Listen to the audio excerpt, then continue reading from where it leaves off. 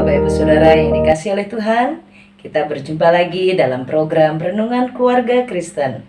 Puji Tuhan dalam kasih setianya. Terpujilah Tuhan karena pertolongannya.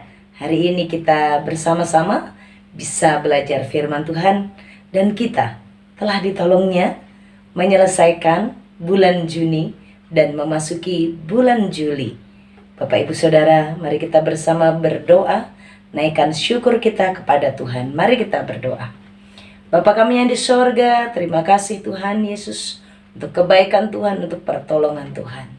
Kami berterima kasih, pertolongan-Mu nyata, ajaib dan dahsyat. Kasih setiamu yang besar menolong kami, memberkati dan menyertai kami melewati hari-hari hidup kami. Terima kasih Tuhan. Hari ini kami naikkan syukur kami karena Tuhan sudah menolong kami memasuki bulan baru. Terpujilah Engkau Tuhan, demi nama Tuhan Yesus Kristus. Amin. Bapak, Ibu, Saudara-saudara sekalian, hari ini kita akan bersama-sama belajar tentang kasih setia Tuhan. Kasih setia Tuhan. Mari kita bersama-sama membaca dalam Amsal 16 ayatnya yang ke-6. Dengan kasih dan kesetiaan, kesalahan diampuni. Karena takut akan Tuhan, orang menjauhi kejahatan. Dengan kasih dan kesetiaan, kesalahan diampuni. Karena takut akan Tuhan, orang menjauhi kejahatan. Bagian ini mau mengingatkan kepada kita akan kasih dan setia Tuhan yang besar untuk saya dan Bapak Ibu Saudara. Kasih dan kesetiaan. Dengan kasih dan kesetiaan, kesalahan diampuni. Bagian ini mengingatkan kepada kita akan besarnya kasih setia Tuhan. Bapak Ibu selalu ingat ya, ayat yang selalu dibacakan di saat-saat malam menyambut Natal dari Yohanes pasal 3 ayat 16. Karena begitu besar kasih Allah akan dunia ini, sehingga Ia mengaruniakan Anaknya yang tunggal supaya setiap orang yang percaya kepadanya tidak binasa, melainkan beroleh hidup yang kekal. Teks ini berkaitan dengan hal itu, mengingatkan akan kasih dan kesetiaan Tuhan yang begitu besar kepada saya dan Bapak Ibu Saudara. Dengan kasih dan kesetiaannya, Tuhan mengampuni saya dan Bapak Ibu Saudara. Kasihlah yang menggerakkan Tuhan untuk mengampuni kita orang berdosa. Kasih dan kesetiaan Tuhan. Kesetiaan akan penggenapan akan firman.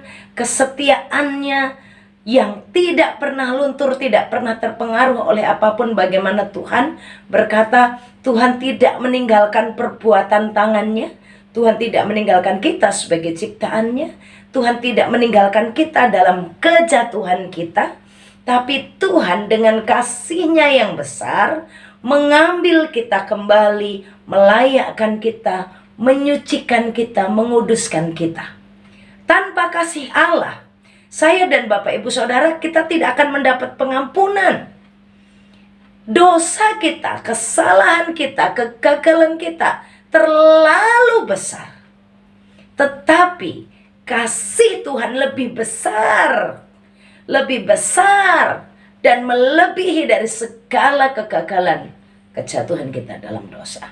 Kasih Allah yang sedemikian besar, itulah dengan kasih-Nya yang besar, kesalahan-kesalahan kita diampuni. Bagaimana kasih Allah yang besar membuang dosa-dosa kita jauh ke dalam tubir laut. Tuhan gak ngungkit-ngungkit, Tuhan gak membangkit-bangkitkan, Tuhan gak mengingat-ingat, Tuhan gak menyimpan, tapi Tuhan membuangnya ke tubir laut. Kasih Tuhan membuat Tuhan sendiri menjadi manusia dalam rupa Tuhan Yesus Kristus. Allah menjadi manusia karena kasih-Nya yang besar.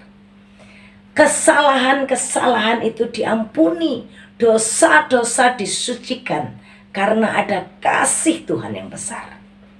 Kasih setia.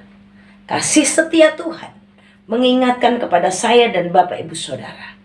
Kasih setia Tuhan menggerakkannya untuk mengampuni kita, untuk menolong kita, untuk memakai kita orang-orang berdosa ini disucikan, dipulihkan, dan diutus untuk melayani.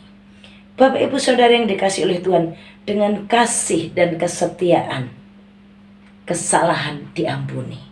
Bukankah ini yang saat ini kita rasakan?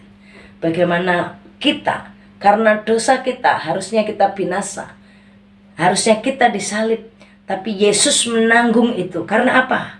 Gak ada alasan lain. Karena kasihnya yang sedemikian besar. Kasih setia Tuhan mengingatkan yang pertama, bagaimana kita bersyukur karena kasih Tuhan yang besar.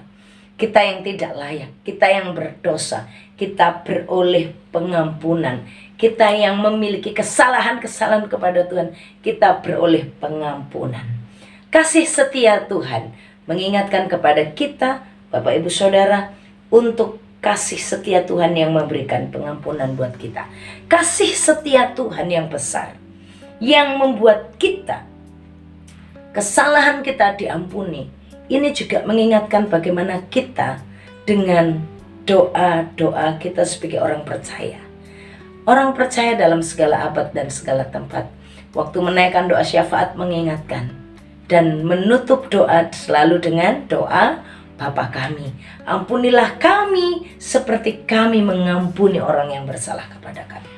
Bapak Ibu Saudara, saat kita menerima kasih dari Allah yang membuat kesalahan-kesalahan kita itu diampuni, dibersihkan, dikuduskan kita diingatkan bagaimana kita juga sebagai orang-orang yang telah diampuni dosanya, kita juga memiliki kasih.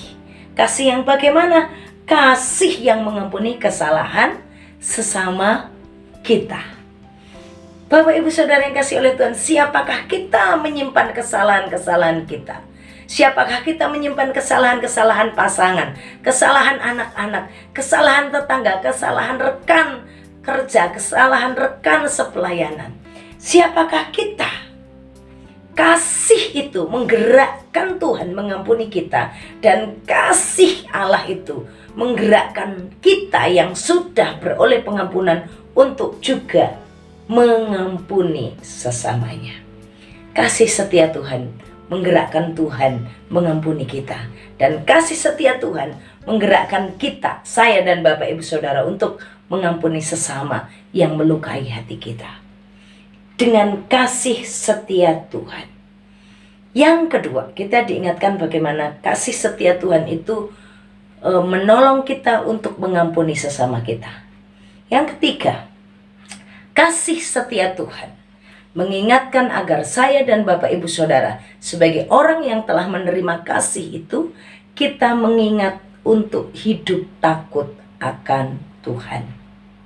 Jadi kasih Tuhan mengingatkan kepada kita bagaimana kita telah beroleh pengampunan. Kasih Tuhan mengingatkan bagaimana kita sebagai orang-orang percaya juga harus mengampuni sesama kita. Yang terakhir, bagaimana kasih setia Tuhan itu? Kasih setia Tuhan itu menggerakkan kita untuk hidup dalam takut akan Tuhan. Takut akan Tuhan itu wujudnya seperti apa? Sikapnya bagaimana? Dikatakan orang yang takut akan Tuhan itu hidupnya menjauhi kejahatan.